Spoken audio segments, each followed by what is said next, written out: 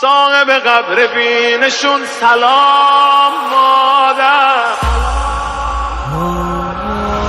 عرش و فرشته‌ها به پات میافتن.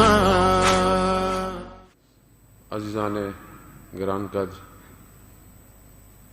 ایام ماہ رجب کے ہیں اور ماہ رجب میں کئی ایسے ایام ہیں کہ جو اپنی فضیلت کے قائل ہیں.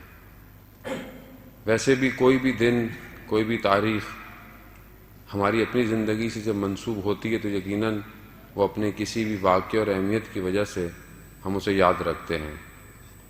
انسان مادی ہے، انسان محدود ہے، خود دنیا بہت محدود ہے، لیکن اس محدود اور اس لمیٹڈ چیز کے اندر پروردگار نے کچھ ایام ایسے رکھے ہیں کہ جس میں اگر ہم کچھ کام کریں تو ہم اس لامحدود زندگی میں خوشحال رہ سکتے ہیں، جس میں ماہ رجب ایک ایسا ایام ہے. خداوند متعال کے نزدیک زمانہ کوئی اتنا مہم ظاہراً نہیں ہے کہ خداوند متعال ہے، یہ ہمارے لیے 24 گھنٹے، ہفتہ، پھر مہینہ، پھر سال.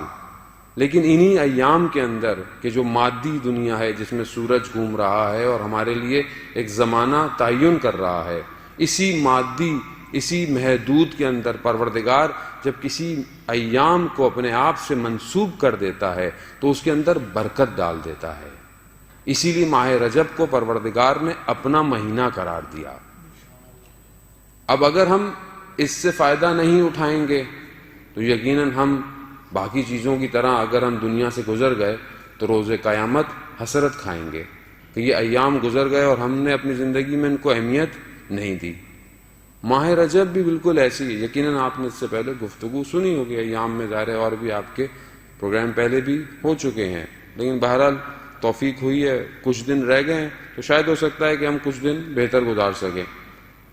ماہ رجب عرفا کے نزدیک بہار کا مہینہ ہے. بہار کس کو کہتے ہیں؟ شکوفہ ہونا، دوبارہ زندہ ہونا، تجدید حیات ہونا. جو چیز مرجھا گئی تھی وہ دوبارہ کھلتی ہے، اس کے اندر زندگی آتی ہے. عرفہ اس کو بہار کا مہینہ کہتے ہیں. کیوں؟ کیونکہ روح کے کھلنے کا مہینہ رجب ہے. جو لوگ رجب میں محنت کرتے ہیں وہ شعبان میں اس پہ اور محنت کرتے ہیں، نتیجہ ماہ مبارک میں ان کو ملتا ہے. عام زندگی میں کیا ہوتا ہے کہ ہم رجب اور شعبان ہمارے لیے بس کچھ ایام ہیں، ہم اس میں پروگرام کر کر گزر جاتے ہیں.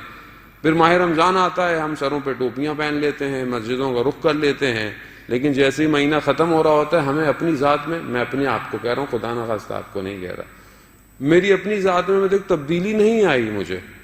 میں نے روزہ رکھا، میں نے سب کیا، مگر وہ جو دعا میرا چوتھا امام کہہ رہا ہے کہ پروردگار کاش کہ یہ مہینہ ختم نہ ہو، لیکن یہ دعا میرے اندر سے نہیں نکلی آج تک. میں 40 سال کے نزدیک ہو رہا ہوں، یہ دعا میرے اندر سے نہیں نکلی آج تک کہ پروردگار کاش کہ یہ مہینہ ختم نہ ہوتا.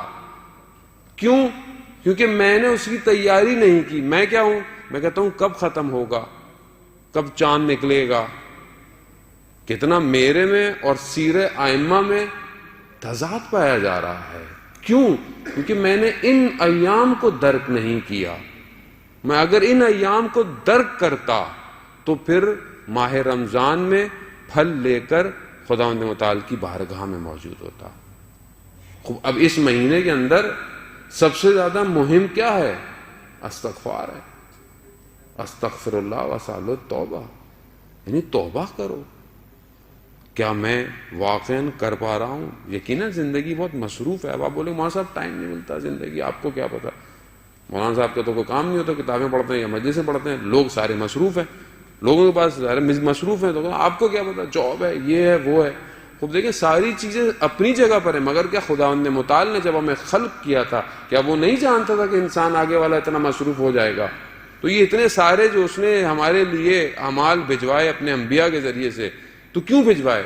یا تو ہمیں نہیں جانتا تھا، یا تو آپ بولے کہ نہیں پروردگار کو نہیں پتا تھا کہ 21ویں سینچری میں اس فاسٹ سیزن میں رہنے والی جگہ میں ہماری زندگی بہت مشغول ہوگی. ایسا نہیں ہے عزیزان محترم، یہ صرف ہم اپنے آپ کو بہانے دے رہے ہیں. ہم چاہیں تو اپنی رفتار کو اولیاء کی رفتار کے قریب کر سکتے ہیں اگر چاہیں تو، اور نہ چاہیں تو